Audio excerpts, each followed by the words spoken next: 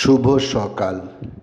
আজ ৯ শ্রাবণ ১৪৩২, ইংরাজির ২৬শে July ২০২৫। George Bernard Shaw ছিলেন একজন আইরিশ নাটককার, সমালোচক এবং রাজনৈতিক কর্মী। আজ ২৬শে জুলাই তাঁর জন্মদিন। সময়টা ১৮৫৬। জন্মস্থান আয়ারল্যান্ডের ডাবলিন। বিংশ শতাব্দীর প্রথম দশকে শ নাটককার হিসেবে বিপুল সুখ্যাতি অর্জন করেন। Man and superman, pygmalion, saint joan সহ ৬০-এর বেশি নাটক তিনি রচনা করেছেন।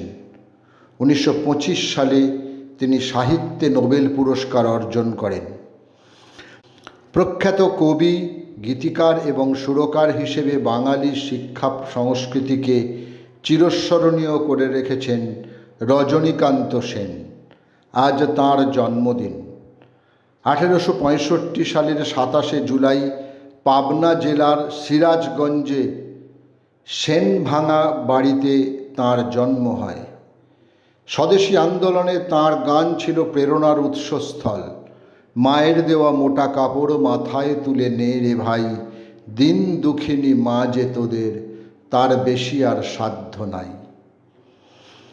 ২৬শে জুলাই ১৯০৪ বিহারের শিমুলতলায় জন্মগ্রহণ করেন মালতী চৌধুরী।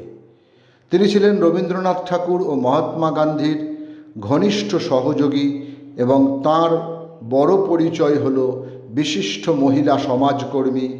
ভারত স্বাধীনতার পর দরিদ্র, দলিত, আদিবাসী, হরিজন ছেলে মেয়েদের সেবা কার্যে তিনি আত্মনিয়োগ করেন। ২৬শে জুলাই ১৮৯১ ৬৭ বছর বয়সে কলকাতায় শেষ নিঃশ্বাস ত্যাগ করেন প্রাচ্যবিদ্যা বিশারদ রাজা রাজেন্দ্রলাল মিত্র। তিনি ছিলেন ভারতীয় বংশোদ্ভূত প্রথম আধুনিক ভারততত্ত্ববিদ, পুরাতত্ত্ববিদ, সমালোচক, প্রাবন্ধিক এবং বাংলায় জন্মগ্রহণকারী বিজ্ঞানসম্মত ইতিহাস চর্চার অন্যতম পথিকৃৎ। ২৬শে জুলাই ১৯৫২ কলকাতায় শেষ নিঃশ্বাস ত্যাগ করেন কবি মোহিতলাল মজুমদার। গভীর অন্তর্দৃষ্টির নিপুণ বিশ্লেষণ ও ভাবগম্ভীর ভাষার মহিমায় মোহিতলালের সমালোচনাধর্মী গ্রন্থগুলি ধ্রুপদী সাহিত্যের পর্যায়ে উন্নীত হয়েছে।